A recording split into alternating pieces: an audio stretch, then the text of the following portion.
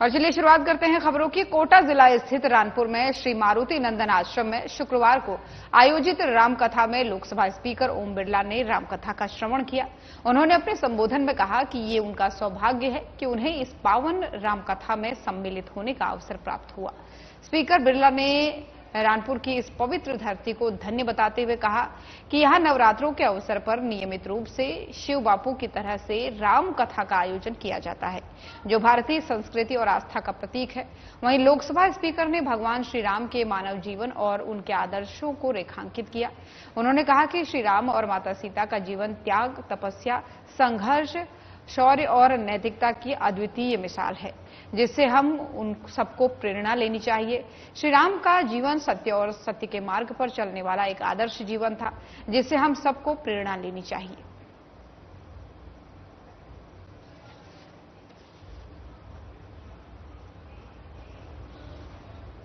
और मुख्यमंत्री भजनलाल शर्मा ने शुक्रवार को शारदीय नवरात्र के अवसर पर भरतपुर के झील का बाड़ा स्थित कैला देवी मंदिर में दर्शन किए। इस दौरान जो है सीएम शर्मा ने यहां सप्तमी विधिवत पूजा अर्चना कर प्रदेश की सुख समृद्धि और खुशहाली की कामना की। इससे पहले मुख्यमंत्री के हेलीपैड पहुंचने पर गृह राज्य मंत्री जवाहर सिंह बेढ़म, विधायक बहादुर सिंह कोली, डॉक्टर रितु बनावत, संभागीय आयुक्त रश्मि गुप्ता, जिला कलेक्टर अमित यादव सहित जो है अन्य जनप्रतिनिधियों, अधिकारियों और आमजन ने उनका स्वागत और अभिनंदन किया।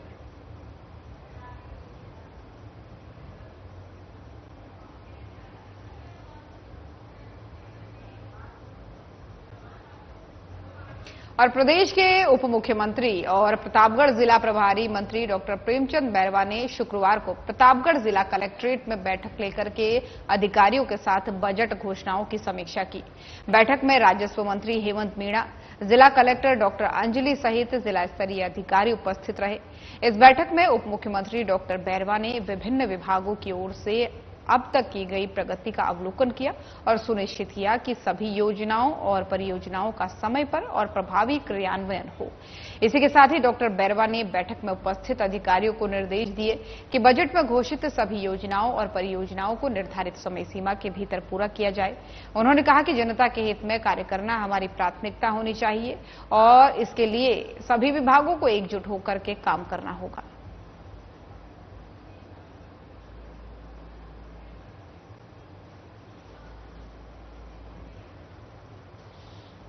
और राजस्थान विधानसभा अध्यक्ष वासुदेव देवनानी ने प्रदेशवासियों को विजयदशमी पर्व दशहरा की और शुभकामनाएं यहां पर दी।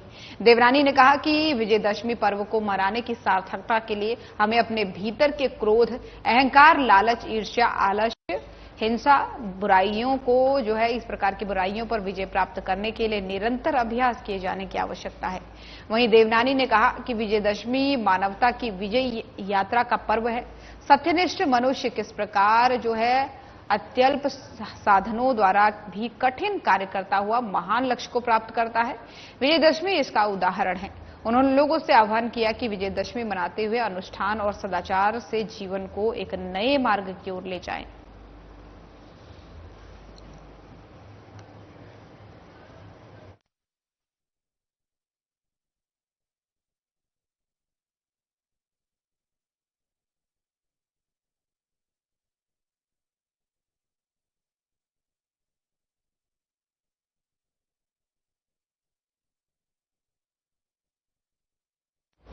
और राजस्थान सरकार में कैबिनेट मंत्री और झोटवाड़ा से लोकप्रिय बीजेपी विधायक कर्नल राज्यवर्धन राठौर जनता और कार्यकर्ताओं को 88 आपको बता दें कि एक नंबर जारी किया गया है कार्यकर्ताओं के लिए 8800002024 पर मिस्ड कॉल और नमो ऐप के माध्यम से भारतीय जनता पार्टी का सदस्य बना रहे हैं। कर्नल राज्यवर्धन राठौर ने सभी से आत्मनिर्भर विकसित भारत, सशक्त राजस्थान के संकल्प को पूरा करने में अपना योगदान सुनिश्चित करने की अपील की है। कर्नल राज्यवर्धन ने कहा कि बीजेपी से जुड़ करके आत्मनिर्भर विकसित भारत के संकल्प को पूरा करने में अपना योगदान योगदान सुनिश्चित करें। उन्होंने कहा कि बीजेपी विश्व की सबसे बड़ी पार्टी है और हम अपने सदस्यता अभियान को हर 6 साल में नया करते हैं और पूरे प्रजातांत्रिक तरीके से उसे करते हैं। हमारे कार्यकर्ता सरकार और संगठन के बीच एक मजबूत कड़ी का काम करते हैं। भारतीय जनता पार्टी सर्वांगीण विकास और जन कल्याण के लिए सदैव संकल्पित है।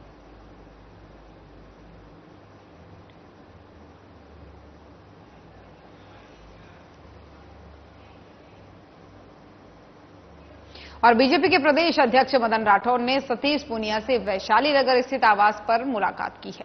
इस दौरान मदन राठौर ने जो है सतीश पूनिया को हरियाणा चुनाव में बीजेपी की जीत पर शुभकामनाएं दी हैं। आपको बता दें कि पूनिया हरियाणा में बीजेपी चुनाव प्रभारी थे।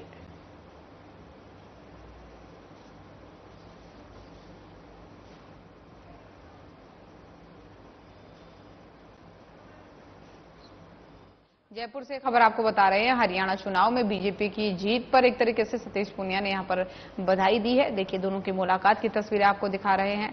मदन राठौर ने सतीश पूनिया से इस दौरान भेंट की, उन्हें पुष्पगुच्छ दिया और उनका धन्यवाद दिया, क्योंकि एक तरीके से चुनाव प्रचार में प्रभारी होने के तौर पर उन्होंने काफी अपना योगदान यहां पर दिया था हरियाणा चुनाव में, जिसकी बदौलत एक तरीके से कह सकते हैं कि सभी की मेहनत इस तरीके से रंग लाई कि बीजेपी ने हैट्रिक लगाने का काम हरियाणा के अंदर किया। तो पूनिया जो है, सतीश पूनिया, वो हरियाणा चुनाव के दौरान प्रभारी बनाए गए थे पार्टी के द्वारा।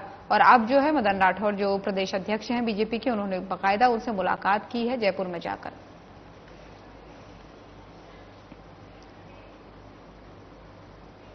और बांसवाड़ा में बीजेपी के पूर्व प्रदेश अध्यक्ष चित्तौड़गढ़ सांसद सीपी जोशी शक्तिपीठ त्रिपुरा सुंदरी के दर्शन उन्होंने किए।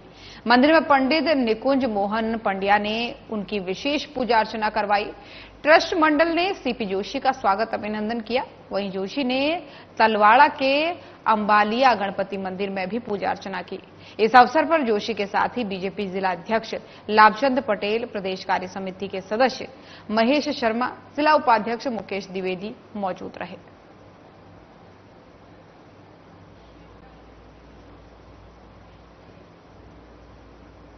और बानसूर कस्बे के नारायणपुर रोड पर निजी कॉलेज परिसर में नवरात्रि के अवसर पर 17वीं डांडिया नृत्य और गरबा नृत्य का आयोजन किया गया। कार्यक्रम की शुरुआत व्यवस्थापक अंजू जय सिंह मीणा और नगरपालिका चेयरमैन नीता सज्जन मिश्रा ने मां दुर्गा देवी की चित्र छाया पर दीप प्रज्वलित कर किया। व्यवस्थापक अंजू जय सिंह मीणा ने कहा कि हर साल की भांति इस साल भी डांडिया नृत्य का आयोजन किया गया, जिसमें कस्बे की बड़ी संख्या में महिलाओं और बच्चों ने भाग लिया और जमकर डांडिया नृत्य का लुत्फ भी उठाया। इस कार्यक्रम को और बेहतर बनाने की कोशिश की जाएगी, उन्होंने कहा। और इस दौरान नगरपालिका अध्यक्ष नीता सज्जन मिश्रा ने कहा कि इस तरह के आयोजन से बानसूर के महिलाओं को घर से बाहर निकलने का अच्छा मौका मिलता है, जो हम सबके बीच जाकर कुछ पल सीखने को भी उन्हें मिलता है।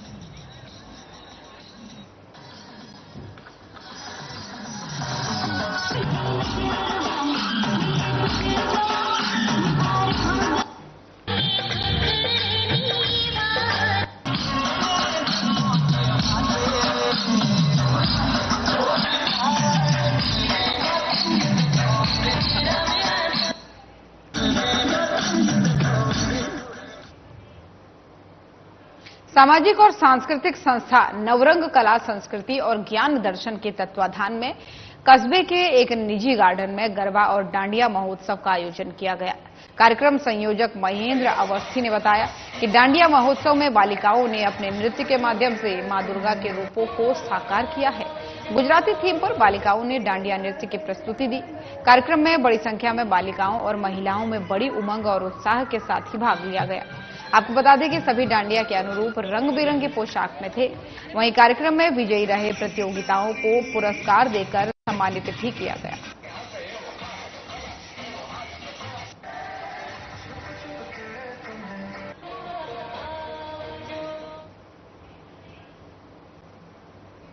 आरएसएस के स्थापना दिवस और विजयदशमी के अवसर पर शहर में पथ संचलन का आयोजन किया गया है।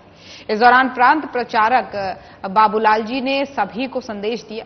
गांधी खेल मैदान से विधिवत पूजा अर्चना और शस्त्र पूजन के बाद पथ संचलन शुरू हुआ है। इस दौरान बीजेपी जिलाध्यक्ष अजीत सिंह मेहता, सुनील जैन, जुगनू शर्मा सहित कई बीजेपी नेता पथ संचलन में शामिल रहे। पथ संचलन में स्वयंसेवक परंपरागत गणवेश में नजर आए। वहीं पथ संचलन का शहर में जगह जगह पुष्प वर्षा कर स्वागत किया गया।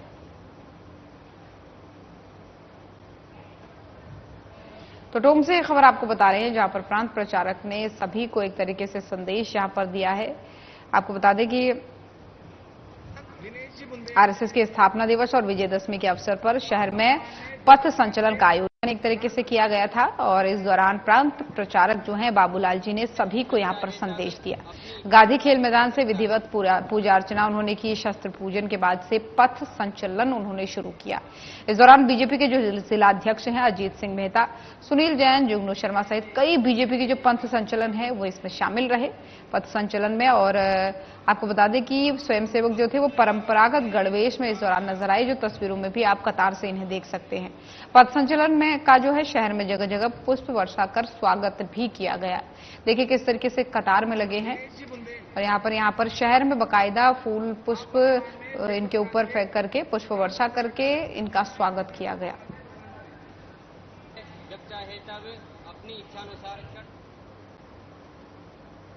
और बंगाली समाज की ओर से मां दुर्गा की प्रतिमा का गाजे बाजे के साथ शोभा यात्रा निकालकर विसर्जन किया गया। समाज के प्रवक्ता तापस दे सरकार ने बताया कि सुबह शस्त्र पूजा के बाद महिलाओं की ओर से सिंदूर खेला उत्सव मनाया गया।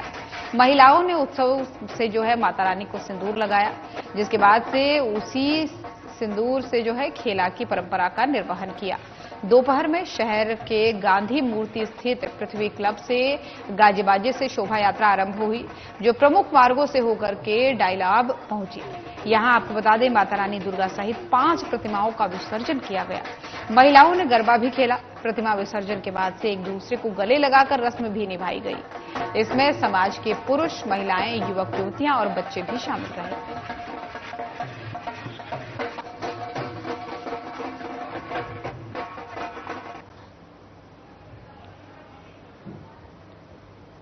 और उधर गौरव सेनानी यात्रा आज टोंक पहुंची। टोंक पहुंचने पर यात्रा का नेशनल हाईवे 52 पर कामधेनु सर्किल के पास पूर्व सैनिक कल्याण संस्थान की ओर से माला पहना करके जोरदार स्वागत किया गया। यात्रा का रात का पड़ाव आपको बता दें कि टोंक में ही रहेगा। इसके बाद से यात्रा निवाई होते हुए आगे करीब 1100 किलोमीटर लंबा सफर तय करेगी। गौरव सेनानी एसोसिएशन राजस्थान के प्रदेश अध्यक्ष किशनलाल चौधरी ने बताया कि पूर्ववर्ती सरकार ने एक परिपत्र जारी करके सैनिकों को पुनर्वास व्यवस्था को वर्गवार बांट दिया। इससे सैनिकों को काफी नुकसान हुआ है। पूर्व सैनिकों ने यात्रा के जरिए सरकार से अपनी मांगों पर ध्यान देने की मांग भी की है। यात्रा हमारी जो हम निकाल रहे हैं ये सैनिक जागरूक यात्रा है। सैनिक जागरूक यात्रा का मतलब ये है कि ये 1100 किलोमीटर की हमने यात्रा निकाली है, जो जयपुर से चल के ब्यावर होते हुए, ब्यावर से नसीराबाद, अराई से मालपुरा, टोंक और आज टोंक के बाद कल निवाई, लालछोट, गंगापुर सिटी, करौली, हिंडौन से बयाना और भरतपुर। देन फिर 13 तारीख को हम डीग और महुआ होते हुए दौसा, सिकंदरा ये यात्रा जाएगी। इसका उद्देश्य और मकसद ये है कि राजस्थान में जो राजस्थान सरकार ने 7 दिसंबर 2022 को राजस्थान के सैनिकों के साथ एक पुनर्वास व्यवस्था थी, जिसको एक परिपत्र जारी करके उसको जो है सैनिकों को वर्गवार बांट दिया, वर्टिकल से हॉरिजॉन्टल कर दिया। मतलब यह है कि सैनिकों के लिए एक अलग प्रोविजन पुनर्वास का था, उनको 6 टुकड़ों में जातियों में बांट दिया। उससे सैनिकों को बहुत ज्यादा नुकसान हुआ है, उनके पद कम हो गए। एक तो सैनिकों में इसके लिए हमारी सरकार से 2 साल से मांग चल रही है, और दूसरे इसके साथ हमारी जो है एसएलपी का एक मुद्दा था, जो जिसमें हमारे जो भूतपूर्व सैनिक हैं उनको भारतीय सेना द्वारा यूआई की डिग्री दी जाती है, यूनिट एजुकेशन इंस्ट्रक्टर की, और वो बीएसटीसी के बराबर होती है, लेवल 1 के टीचर्स के बराबर। तो उनका सिलेक्शन होने के बाद राजस्थान सरकार ने एक एसएलपी लगा रखी है, उसको विड्रा के लिए हमारी एक मांग है। और बांसवाड़ा राजस्थान सरकार द्वारा साल 2021-22 में प्रतिभावान छात्राओं को प्रोत्साहित करने के लिए कालीबाई भील स्कूटी वितरण और देवनारायण योजना के तहत स्कूटी देने की घोषणा की गई थी। इसी के तहत राजस्थान माध्यमिक शिक्षा बोर्ड में 65% और केंद्रीय माध्यमिक शिक्षा बोर्ड में जो है 75% से ऊपर अंक लाने वाली छात्राओं को स्कूटी देने का प्रावधान किया गया था। इस घोषणा के बाद से बांसवाड़ा जिले में पिछले 3 साल से करीब 500 से अधिक छात्राओं को इसका लाभ दिया गया और उसके लिए स्कूटी का आवंटन भी कर दिया गया। लेकिन इस दौरान जो है वे विधानसभा और लोकसभा चुनाव के कारण लगी आचार संहिता और वित्त विभाग से इसके लिए QR कोड जारी नहीं होने से इससे लाभान्वित होने वाली छात्राओं को अभी तक स्कूटी का वितरण नहीं किया जा सका है। स्कूटी की सप्लाई देने वाली कंपनी ने जिले में इसका आवंटन कर दिया है। जो बांसवाड़ा जिला मुख्यालय पर एक महाविद्यालय परिसर में ये सभी स्कूटियां खुले आसमान के नीचे करीब 1-1.5 साल से पड़ी हुई हैं, लेकिन सरकार द्वारा अभी तक हरी झंडी नहीं मिलने से इसका वितरण नहीं किया जा सका है।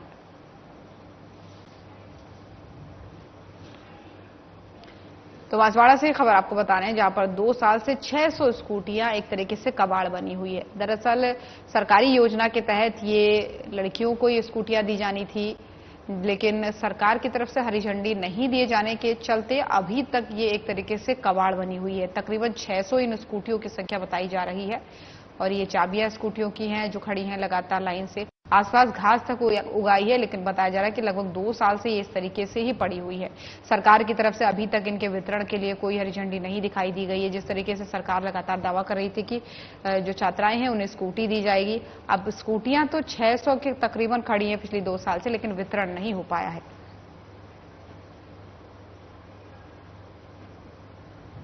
और दिल्ली मुंबई एक्सप्रेसवे पर सड़क हादसा हो गया, जिससे आपको बता दें जिसमें कार में सवार 2 की मौत हो गई। वहीं 3 लोग इसमें घायल बताए जा रहे हैं। स्थानीय लोगों ने घटना की सूचना पुलिस को दी। सूचना मिलते ही रैणी थाना पुलिस मौके पर पहुंची और घायलों को पिनान चिकित्सालय पहुंचाया गया, जहां से तीनों घायलों को प्राथमिक उपचार के बाद से अलवर रेफर कर दिया गया। फिलहाल पुलिस आगे की कार्रवाई में जुटी हुई है।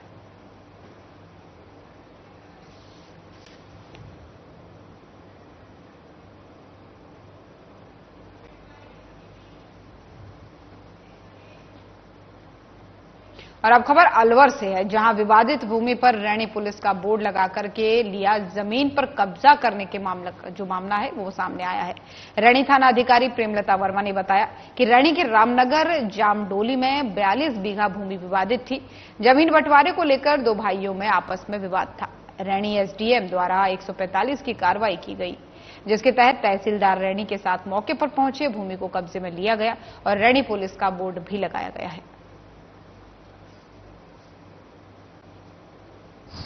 ये देखिए, रामनगर जामडोली में 42 बीघा भूमि विवादित भूमि थी, जिसमें 2 भाइयों में आपस में विवाद था जमीन बंटवारे को लेकर के, जिसमें SDM साहब के द्वारा 145 CRPC में कार्रवाई की गई, जिसमें रिसीवरी मन SHO को नियुक्त किया गया। इसमें तहसीलदार साहब की टीम मौके पर पहुंची और मैं मेरी टीम के साथ मौके पर पहुंची। तहसीलदार साहब के द्वारा मुझे उक्त जो भूमि थी विवादित भूमि उसको कब्जेदार दिलवाया गया और रिसीवरी दी गई। और अब खबर दत्तवास से है, जहां लालसोट कौथून हाईवे पर एक कार और एक ट्रक में टक्कर हो गई। एक्सीडेंट होने पर कार सवार बाबूलाल और उनके दोस्त अनिल आनंद निवासी महिमा की मौके पर मौत हो गई। हालांकि कार चालक सुरक्षित है। दोनों मृतकों के शव निवाई अस्पताल मोर्चरी में रखवाकर पुलिस आगे की कार्रवाई में जुट गई है।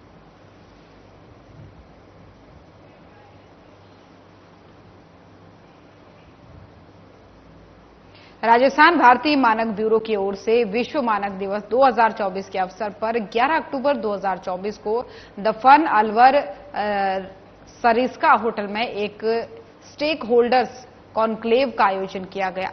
विश्व मानक दिवस को प्रतिवर्ष 14 अक्टूबर को उन विशेषज्ञों को सम्मानित करने के लिए वैश्विक रूप से मनाया जाता है जो स्वैच्छिक अंतर्राष्ट्रीय मानकों को विकसित करते हैं और उनके द्वारा ये सुनिश्चित करते हैं कि उपभोक्ताओं को मिलने वाले उत्पाद और सेवाएं सुरक्षित, विश्वसनीय और उच्च गुणवत्ता की रहे। इस साल का विषय बेहतर दुनिया के लिए साझा दृष्टि, SDG 9 का समावेश, टिकाऊ बुनियादी ढांचे का निर्माण, समावेशी और निरंतर औद्योगिकरण को बढ़ावा देना, साथ ही नवाचार को प्रोत्साहित करने पर केंद्रित है। तो जयपुर से आपको ये खबर बता रहे हैं, जहां पर अंतर्राष्ट्रीय विशेषज्ञों को सम्मानित किया जाएगा। ये खबर आपको जयपुर से बता रहे हैं, जहां पर होटल में स्टेक होल्डर्स कॉन्क्लेव का एक आयोजन किया गया। जयपुर के एक होटल में इस स्टेक होल्डर्स कॉन्क्लेव का आयोजन किया गया, जिसमें कई अंतर्राष्ट्रीय विशेषज्ञों को सम्मानित किया जाएगा, ये कहा जा रहा है। तो स्टेक होल्डर कॉन्क्लेव की ये तस्वीरें देखिए, जहां पर दीप प्रज्वलन करके बाकायदा इस पूरे कार्यक्रम का शुभारंभ किया गया और विश्व मानक दिवस पर कॉन्क्लेव आयोजित ये किया जाएगा। तो विश्व मानक दिवस वैसे तो 14 अक्टूबर को मनाया जाता है। तस्वीरें देखिए, स्टेक होल्डर्स कॉन्क्लेव किए हैं और 14 बताया जा रहा है कि 14 अक्टूबर को कुछ जो अंतर्राष्ट्रीय स्टेक होल्डर्स हैं, अंतर्राष्ट्रीय विशेषज्ञ है, उन्हें सम्मानित किया जाएगा। 14 अक्टूबर को ये जानकारी सामने आ रही है।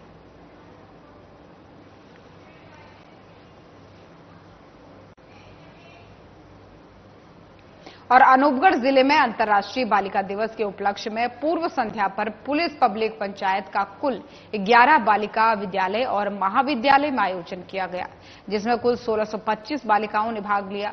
वहीं संस्थाओं के प्रधानाचार्यों, सामाजिक कार्यकर्ताओं, जनप्रतिनिधियों, अधिवक्ताओं, जागरूक नागरिकों ने भी इन कार्यक्रमों में शिरकत की है।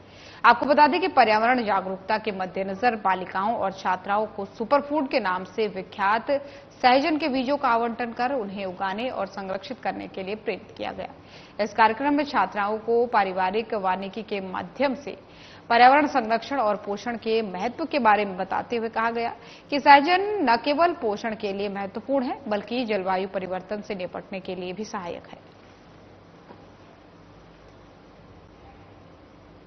तो अनूपगढ़ से ये खबर आपको बता रहे हैं, जहां पर छात्रों को पर्यावरण संरक्षण, पोषण का महत्व एक तरीके से समझाया गया है।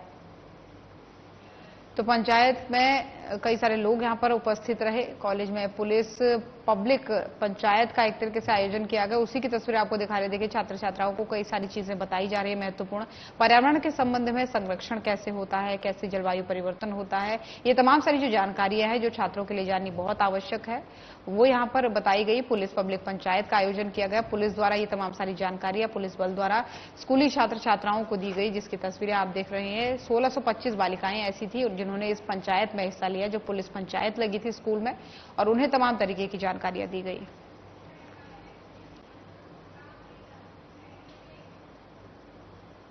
और जयपुर के जवाहर कला केंद्र की स्वगृही नाट्य प्रस्तुति श्री रामलीला महोत्सव में अभिनय, आस्था और आत्मीय भावना का सिलसिला चौथे दिन भी जारी रहा।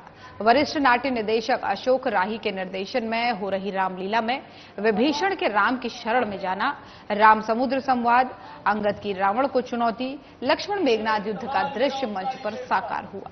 5 दिवसीय श्री रामलीला महोत्सव का आज अंतिम दिन है। कथा की मनमोहक प्रस्तुति के साथ शुरुआत इसकी हुई। वहीं लंका में राम नाम का डंका बजा करके वापस लौटे हनुमान ने सीता की कुशलक्षेम का मंगल संदेश राम को सुनाया, तो उन्होंने बजरंगी को गले लगा लिया। ये दृश्य देखकर सभी भावुक हो उठे। ये मजबूत निर्देशन की बानगी रही कि दोनों की बातचीत के बीच सीता के संवादों में एकाएक सभी का ध्यान अपनी ओर खींच लिया। मनुष्य अथवा मुनि कोई शरीरधारी नहीं। मैं तेरा प्रत्युपकार तो क्या करूं, मेरा मन भी तेरे सामने कुछ नहीं।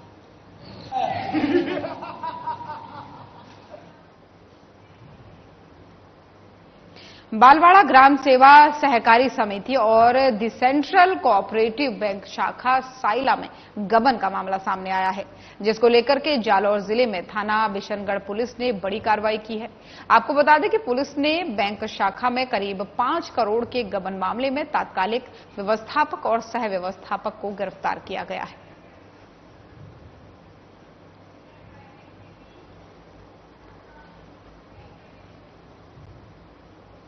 और उदयपुर जिले के फलासिया थाना इलाके में अमलिया निवासी व्यक्ति के ब्लाइंड मर्डर का पुलिस ने खुलासा करके 4 आरोपियों को मामले में गिरफ्तार किया है।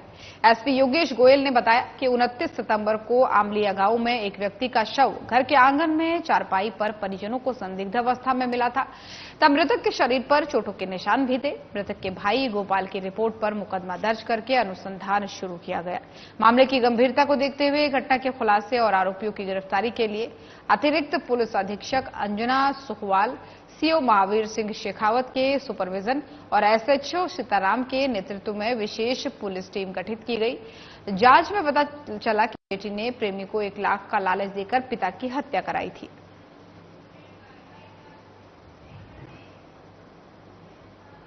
तो खबर राजस्थान देख रहे थे आप। बुलेटिन में फिलहाल इतना ही। खबरें लगातार जारी हैं। नमस्कार।